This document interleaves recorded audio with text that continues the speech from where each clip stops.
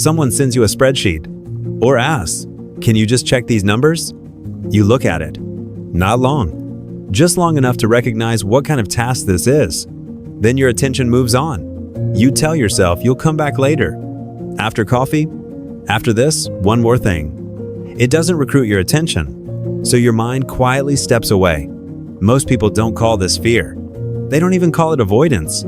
They say things like, "I'm a big picture person. I'm not good with details. I'll deal with it later." But what's actually happening is faster, more automatic. You were already gone, before the task even began.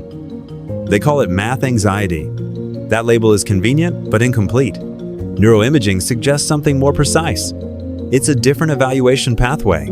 Before engaging, your brain runs a filter. Not, "Is this correct?" but, "Does this help me understand what's happening between people? What led to this outcome? And what it means next?" Numbers can show outcomes, they can show patterns, they can predict probabilities, but they rarely explain intention. They don't explain motive. They don't explain meaning. So when information arrives as pure digits, with no human context attached, your system disengages. Because it's calibrated toward questions numbers alone can't answer.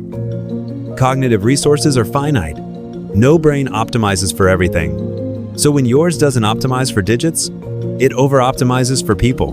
You don't remember formulas, but you remember the exact tone shift from a conversation 3 years ago. You can't track a financial curve, but you can walk into a room and instantly sense who holds power, who's pretending, and who's about to change their mind. You miss numerical thresholds. You rarely miss human thresholds. You didn't fail math. You maxed out a different skill tree. You specialized in the only system that has never been fully automated or cleanly quantified: live human behavior. And that difference puts you on a completely different battlefield. Numbers build machines. They demand certainty. Human systems run on ambiguity, unspoken motives, and emotional timing. People who excel with numbers thrive in closed equations. You operate best in open systems. One optimizes for measurable outcomes, the other predicts human reactions. One measures, the other interprets. Most high-stakes decisions in life aren't solved by equations. They're solved by reading the room. And that is your native language. Most people fail not because they can't calculate, but because they misread people. So drop the old label. You are not bad with numbers.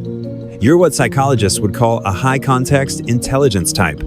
In real life, people just call it being good with people, situations, and timing. Your primary strength isn't abstraction, it's interpretation. Not calculation, calibration. You don't reduce reality to metrics, you read the field.